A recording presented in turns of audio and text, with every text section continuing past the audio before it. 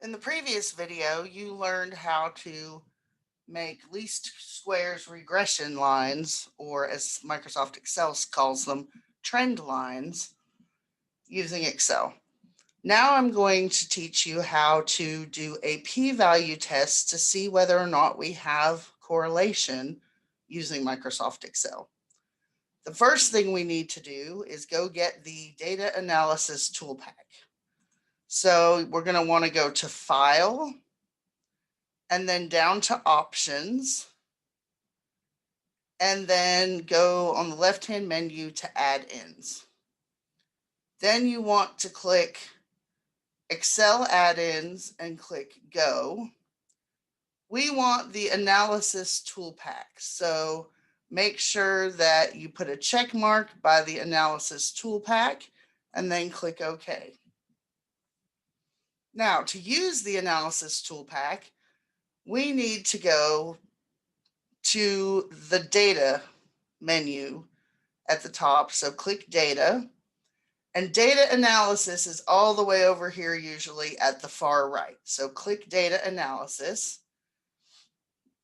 Now don't be fooled by correlation. That's not going to help us. What we need is regression.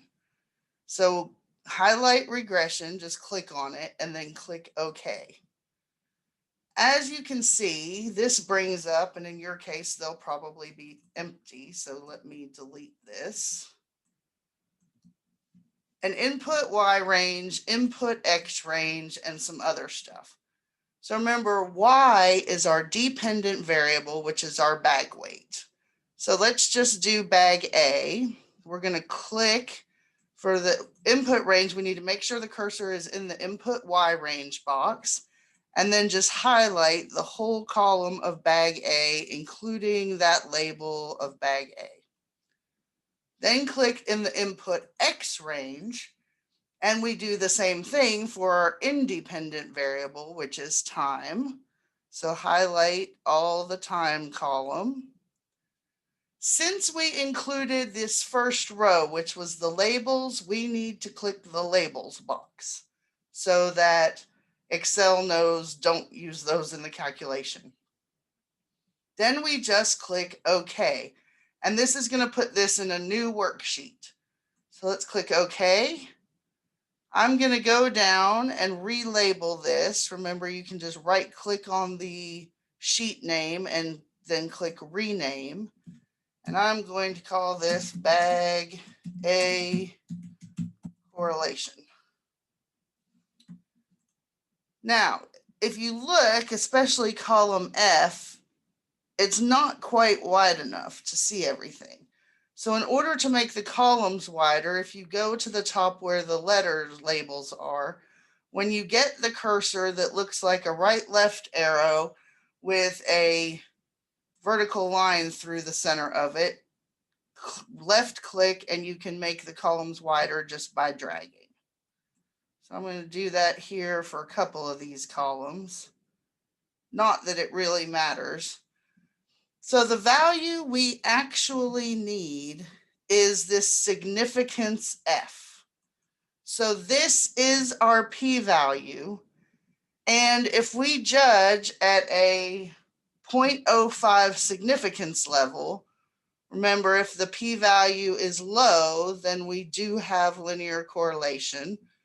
So in this case, our p-value 0.9961 is definitely larger than 0.05, so we do not have linear correlation for this particular bag. So that's all there is to it.